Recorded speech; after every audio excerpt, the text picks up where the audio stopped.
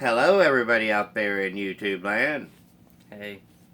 Yeah, we're dropping a very special episode today. And we're going to be doing Friday Night Lights Season 1 review. Yeah, I really love the show, because I, for one, think it's one of the best teen dramas out there. Uh, because, well, I'm a teenager, obviously I'm gonna like it. Some may not like it, but I know, kids my age might like the show because of the overall style and storytelling. Yeah, it features a very good way of telling the story with the close-ups that you see in a lot of today's shows. It's sort of a mockumentary style, like a mock documentary style. The show features some very heartwarming characters and engaging storylines, tackles some real life issues that people face on a daily basis. Yeah. We're talking about small town America. The show takes place in the fictional town of Dillon, Texas, and the show itself is based off of the movie Friday Night Lights, which is based off of the book Friday Night Lights.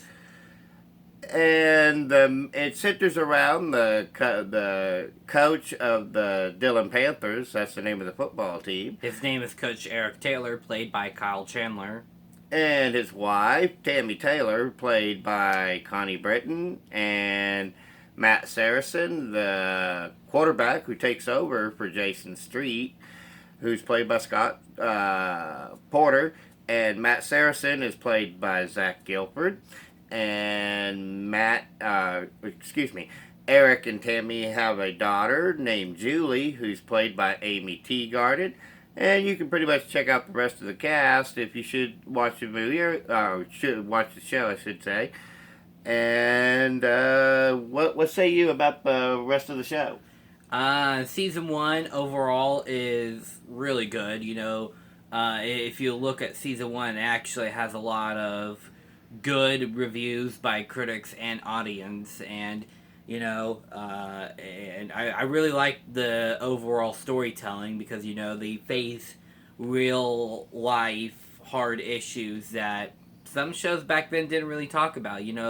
They did like this 3-part episode on racism in the show, and it's like that's how you do an episode tackling racism right in a teen drama. And it doesn't even really beat you over the head with it doesn't really beat you over the head with its message. Which you seem to get so often in today's shows.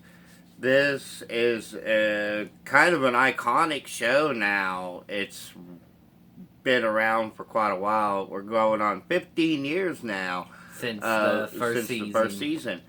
And it is an older show, so some of you guys may not like it. I know a lot of people out there only focus on new television. But for those of you who would check it out, I suggest that you do. You're going to really enjoy this. Those of you out there who know the kind of things that we kind of like. And it's very impressive the way that it all weaves together and how each episode seems to tie back to the main plot points that are started at the beginning of the episode. It's a tremendous way of the way the people interact with each other's lives and the interlocking stories that go throughout the whole season. Yeah, season 1, in the first episode, spoiler alert, but you probably already know this, but first episode, they're playing the first game, and Jason Street gets a neck injury. He actually breaks his neck. And if this sounds familiar, it's because in the movie the running back gets hurt and his knee it's the running back and his knee gets hurt. And this storyline is pretty much, I will say, inspired by Varsity Blues, which is also a very tremendous movie too. It tells a little bit of a different story, but it's the same kind of thing in that the quarterback gets hurt and then the backup quarterback's got to take over. Yeah. So they kind of borrowed that element from that movie. Jason Street, he was the first string quarterback, and then Matt Saracen steps in, who was the third string quarterback. No. He was the backup quarterback, but Oh. he wasn't ever going to get no playing time as long as Jason Street was still there. And the actor Scott Porter, who plays Jason Street, he had actually spent some time with some quadriplegics to learn how they reacted to their injuries and how to better service the character of Jason Street. And I will say that every character on the show has tremendous acting ability, especially Coach Taylor, played by Kyle Chandler. Some of you guys out there will know him also from Early Edition, which was a really good show too, and you may even have caught his appearances on Grey's Anatomy. And for people who are into like sci-fi type stuff, he was in the movie Super 8. And Connie Britton has made some guest appearances on and was on 911 the first season, and then some guest appearances afterward. Zach Gilford, who played Matt Saracen, you'll remember him from one of the Purge movies. He had a starring role in it. Oh wow, who did he star as? I believe he was in the second movie. Who was he in the second movie? He was not one of the Purge participants, if that's what you're thinking. He was one of the ones that was kind of trying to fight back against it. Oh. I guess you'd have to rewatch the movie again, kid. So was he with Bishop? I believe so. Okay. But getting back on point, this show has some very heartwarming moments.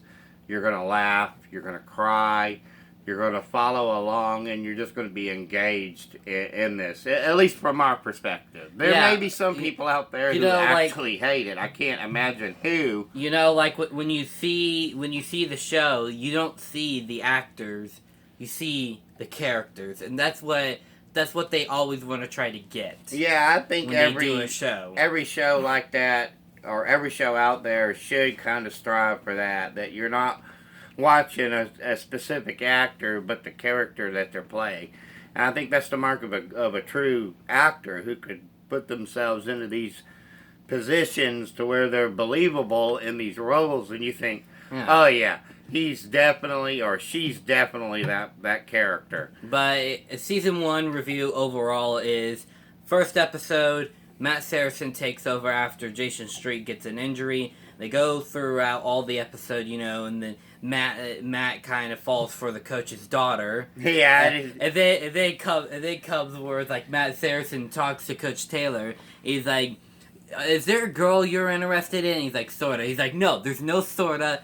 Take her out. I don't care if you have to get her into the backseat of your car. Yeah. And then he later says to his wife, I think I just told that kid to take our daughter into the backseat of his car. And that tackles another issue that faces a lot of teenagers, and that's the pressure to lose your virginity. And they do not lose their virginity to each other. At least not yet. Yeah. We might get into some later seasons where we talk about it. But they don't forget that there was like that 3-part episode tackling the racism on the show, because it was a coach, it was like Coach McGill or something like that, who made a kind of racist comment. Some people might not find it racist if you watch the episode, but it kind of was for the black players on the team. And then Smash leads a protest, which does absolutely nothing, by the way. No, it really doesn't, other than, I guess, to prove a little bit of a point, because the assistant coach who made the remarks, he does admit that he made a mistake, and he admits it to Smash Williams, who's played by Gaius Charles, and he's really good too. And you may even have seen him in one of the later seasons of Grey's Anatomy. So, there's some crossover appeal there that has happened. So I'm kind of certain that some people who are into this like whole big connected universe type of deals would say that Grey's Anatomy and Friday Night Lights are in a connected universe, even though they play totally different characters from their counterparts. So, the cinematography is fantastic. The musical score and the way they set up the emotional moments, it's not overblown, and you really feel it due to the score and the scenery, and you really get a sense of what rural West Texas would be like. I'm gonna say overall, first season, big old 5 stars out of 5, people. And What say you? And I'm going to give it 5 throwing footballs out of 5. Anyways, guys, that's our review for season 1 of Friday Night Lights. Peace and love from Denny and Son. Until next time, bye. Bye.